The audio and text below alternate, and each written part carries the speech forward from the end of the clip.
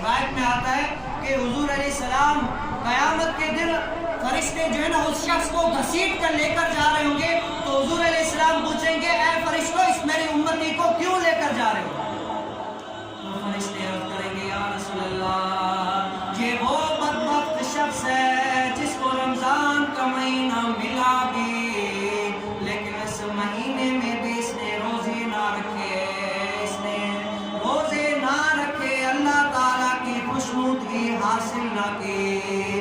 او فرشتوں اب اسے لے کہاں جا رہے ہو؟ اسے فرمائیں گے اسے جہنم کی طرف لے کر جا رہے ہیں، اس نے ایسے مہینے کو بھی ضائع کر دیا اور اس نے ایسے مہینے میں بھی روزے نہ رکھے، اللہ کی راہ میں روزے نہ رکھے، جہنم کی طرف اس کو لے کر جا رہے ہیں۔ اب اس پر فریادی جو ہے نا وہ روزے خود ہیں، تو حضور علیہ السلام فرمائیں گے اس پر روزے فریادی روزے ہیں، تو میں محمد بھی اس شخص سے بیزار ہوں، بیزار ہوں، بیزار، میں بھی اس شخص سے بیزار ہوں جو روزے نہ رکھے۔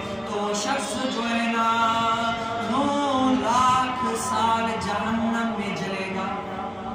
کتنے؟ 9 لاکھ سال، یہ دن مہینے ہزار نہیں، 9 لاکھ سال۔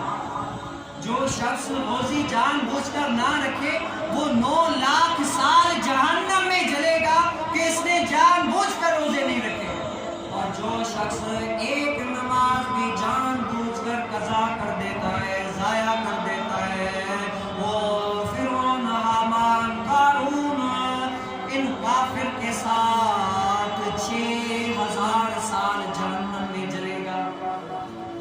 6000 سال، یہ کوئی عام بات نہیں ہے، یہ 1000 مہینے۔ آج دراصل ہمیں خوف نہیں نا، ڈر نہیں ہے۔